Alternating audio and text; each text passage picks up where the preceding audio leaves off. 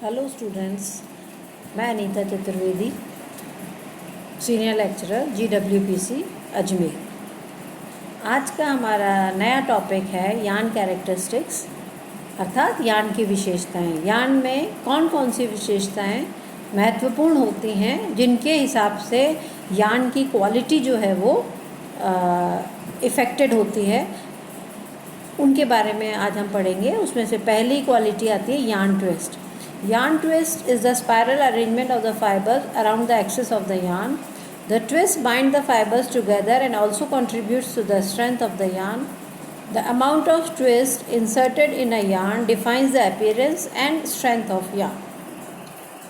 Twist क्या होता है कि धागे को बटना अर्थात एक दिशा विशेष में उनको धागों को लेना और लेकर के उनको मोड़ना, उनको बाइंड करना। तो ट्विस्टिंग से क्या हो रहा है, धागे जो है बाइंडिंग हो रही है, धागे आपस में जुड़ रहे हैं, और ट्विस्टिंग से जो है धागे की या यार्न की जो है स्ट्रेंथ बढ़ती है, उसकी शक्ति बढ़ती है, वो मजबूत होता है। और कितनी ट्विस्ट आप किसी यार्न में दे रहे हैं, उससे उस धागे की अपीयरेंस और उसकी स्ट्रेंथ जो है वो प्रभावित होती है। Twist determines the appearance as well as durability and serviceability of fabric. Fine yarns requires more twist than coarser yarns. Warp yarns are given more twist than weft yarn. Twist से जो है किसी भी यार्न की और yarn से बनने वाले कपड़े की मजबूती और उसकी सर्विसेबिलिटी जो है वो प्रभावित होती है। फाइन यार्न्स को मोटे यार्न्स के मुकाबले अधिक ट्विस्ट देने की आवश्यकता पड़ती है।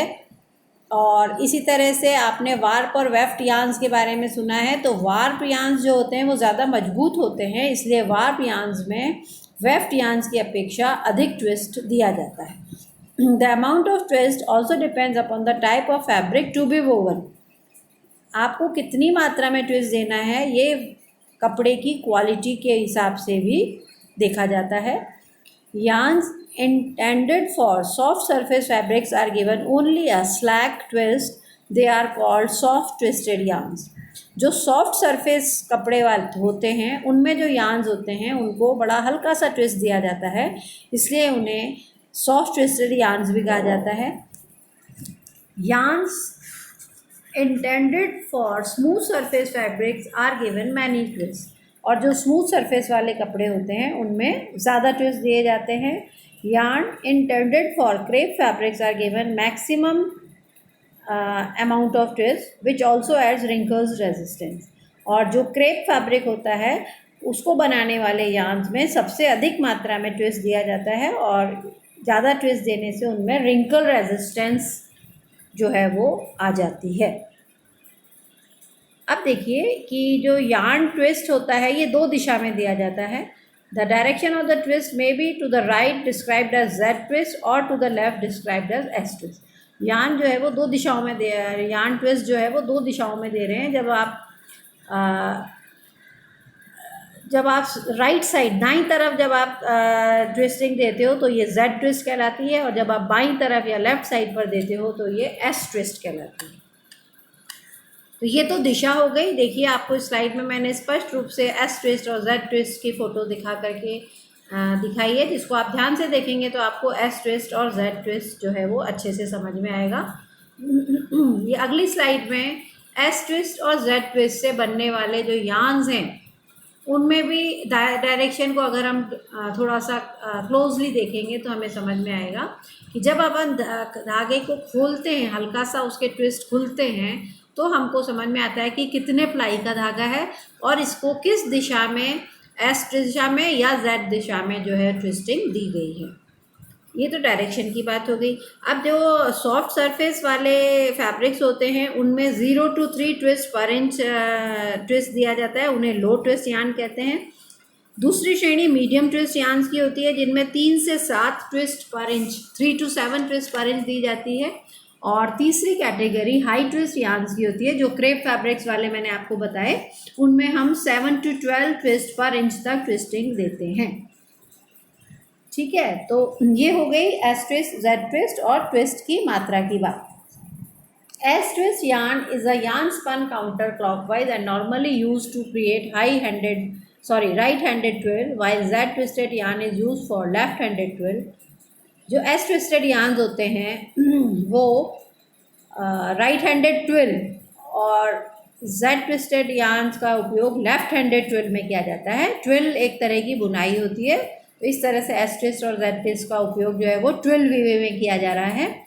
By opposing the direction of the yarn and the direction of the twill, the finished material is softer than fabric created with corresponding yarns and twill weave. तो इस तरह से ट्विल वीव में दिशा के हिसाब से टाइप ऑफ द यार्न का उपयोग किया जा रहा है और उससे उस कपड़े की सॉफ्टनेस जो है वो प्रभावी होती है, इफ़ेक्ट होती है। ट्विस्ट के बाद जो अगला विशेषता आती है वो यार्न काउंट होता है। Yarn count is a number that represent the diameter or fineness of yarn. Yarn count जो होता है वो किसी भी यार्न का बारीकी या फाइननेस को बताता है। यह जो बात है या यार्न काउंट है ये या तो वजन के टर्म्स में या लंबाई के टर्म्स में जो है बताया जाता है, और इसको यार्न काउंट को जो कैलकुलेशन की जाती है वो दो तरह से की जाती है, दो सिस्टम्स में की जाती है। एक इनडायरेक्ट सिस्टम होता है जिसको फिक्स्ड वेट सिस्टम कहते हैं, और दूसरा डायरेक्ट सिस्टम होता है जिसको फिक्स्ड लेंथ सिस्टम भी कहते हैं। ठीक है, तो जो इनडायरेक्ट सिस्टम है उसके बारे में मैं आपको बताती हूँ कि इनडायरेक्ट सिस्टम में धागे का वजन स्थिर रखकर उसकी लंबाई नापी जाती है, अतः धागे के भार की प्रति इकाई की लंबाई को ही धागे का यार्न काउंट कहा जाता है। इस पद्धति में सभी प्रकार के धागों का वजन स्थिर होता है, जबकि धागे की बारीकी के आधार पर लंबाई जो है वो परिवर्तित होती रहती है। और इसके लिए जो बेसिक फॉर्मूला है वो है count is equal to length upon weight. ठीक है, तो इनडायरेक्ट सिस्टम में count is equal to length upon weight होता है। इसके लिए ये इस अगली स्लाइड में मैंने आपको ये फॉर्मूला बताया हुआ है कि n is equal to L into W upon L into W. तो जिसमें n है यार्न काउंट, L है length of the sample, W है यूनिट ऑफ वेट और L है यूनिट ऑफ लेंथ। तो इस तरह से इसमें आपको बताया गया है कि इनडायरेक्ट सिस्टम में क्या होता है। इनडायरेक्ट सिस्टम में इस अगली स्लाइड में इंग्लिश कॉटन काउंट निकाला गया है, मीट्रिक कॉटन काउंट निकाला गया है, वर्स्टेड काउंट निकाला गया है, वुलन काउंट निकाला गया है।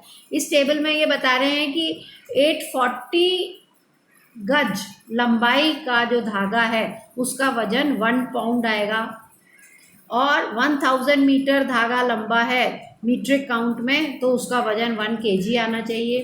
256 गज का अगर ऊनी वुलन धागा है तो उसका वजन 1 पाउंड होएगा। और इसी तरह से वुलन काउंट, वर्स्टेड काउंट, ये सारी चीज़ें जो हैं इसमें वर्स्टेड में 560 गज का अगर लंबा धागा है तो उसका वजन 1 पाउंड होगा। तो इस तरह से ये इनडायरेक्ट सिस्टम में धागे का काउंट निकालने का मेथड बताया गया है, और इसी को टेबल फॉर्म में आगे बताया गया है। इसको आप समझने की कोशिश करेंगे, आपको अच्छे से समझ में आएगा। जो डायरेक्ट सिस्टम है, अगला जो सिस्टम कहलाता है वो डायरेक्ट या फिक्स्ड लेंथ सिस्टम कहलाता है, और इस पद्धति में या इस सिस्टम में धागे की लंबाई को स्थिर रखकर उसके वजन को नापा जाता है, अतः परिणाम स्वरूप प्राप्त वजन ही इस पद्धति की इकाई होती है। इस पद्धति में अंक निर्धारण के दौरान सभी प्रकार के धागों की लंबाई स्थिर रखते हैं, जबकि वजन धागे की फाइननेस के आधार पर अलग अलग होता है, और इसका जो फॉर्मूला होता है वो ये होता है count is equal to weight upon length. ठीक है, इसमें हमने बताया कि इसमें टैक्स और डैनियर ये दो टर्म्स जो हैं वो यूज़ होती हैं डायरेक्ट मेजरिंग सिस्टम में। टैक्स सिस्टम में क्या होता है, 1000 मीटर लंबे धागे का जो वजन है वो उसकी काउंट कहलाएगा, और डैनियर में 9000 मीटर लंबे धागे का जो वजन ग्राम में आएगा वो उसका काउंट कहलाएगा। तो इस तरह से डायरेक्ट मेजरिंग सिस्टम में हम टैक्स और डैनियर के हिसाब से जो है धागे को यार्न काउंट को कैलकुलेट करते हैं, और इस टेबल में आगे यही बताया गया है। देखिए आप इसको समझेंगे।